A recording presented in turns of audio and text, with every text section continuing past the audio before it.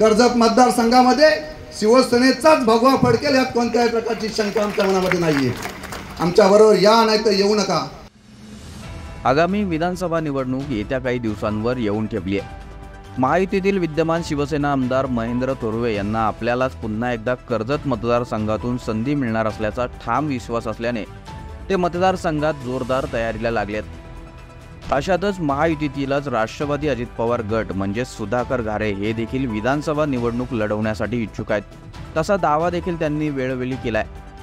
दरम्यान अनेक वेळा सुधाकर घारे यांनी राष्ट्रवादीच्या कार्यक्रमात आमदार महेंद्र थोरवे यांच्यावर निशाणा साधत त्यांच्यावर अनेक टीका केल्या आहेत। तसेच कर्जतचा पुढील आमदार राष्ट्रवादीचा असेल असा दावा देखील त्यांनी केलाय। त्यामुळे महायुतीत वाद निर्माण झालेत।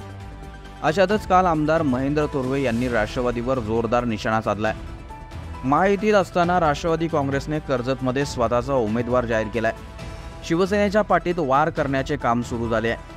महाडचा मतदारसंघ आम्ही जिंकूच, पण वेळ पडली तर श्रीवर्धन जिंकण्याची आमची ताकद आहे, अशा शब्दात आमदार थोरवेंनी राष्ट्रवादीला इशारा दिलाय।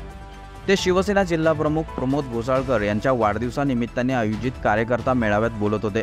यावेळी शिवसेनेचे पक्षप्रतोद भरत गोगावले, जिल्हा संपर्क प्रमुख अरुण चाळके, प्रवक्ते राजीव साबळे व नितीन पावले तसेच इतर महत्त्वाचे नेतेही उपस्थित होते।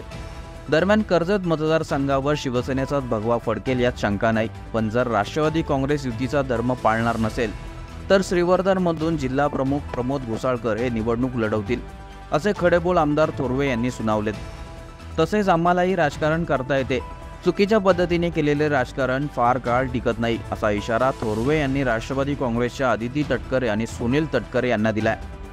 महायुतीचा धर्म आम्ही त्या ठिकाणी सारेजण पाहत आहोत।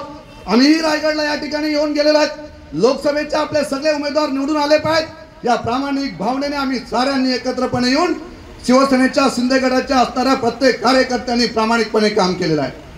परंतु आजची परिस्थिती, लोकसभेची निवडणूक झालेली आहे, आमचा हात दगडी घालून निघाला काय अशी भावना तयार झालेली आहे आणि पुन्हा एकदा कर्जत मतदारसंघावर राष्ट्रवादीचा आमदार होईल अशा पद्धतीचं वल्गना सुरू झालेले आहेत। म्हणजे महायुती असताना सुद्धा अशा पद्धतीने लपंडाव पाठीत वार करण्याचं काम त्या ठिकाणी सुरू झालेलं आहे। मित्रांनो, महायुतीचा धर्म जर तुम्ही पाळणार नसेल तर आजच या व्यासपीठावरून सांगतो का श्रीवर्धन मतदारसंघातून प्रमोदजी घोसाळकर यांना उमेदवारी आम्ही त्या ठिकाणी देऊ। आम्हाला सुद्धा त्या ठिकाणी राजकारण करता येतं।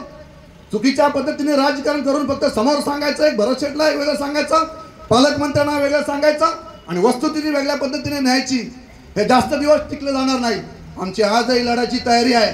कर्जत मतदारसंघामध्ये शिवसेनेचाच भगवा फडकेल यात कोणत्याही प्रकारची शंका आमच्या मनामध्ये नाहीये। आमच्याबरोबर या नाही तर येऊ नका।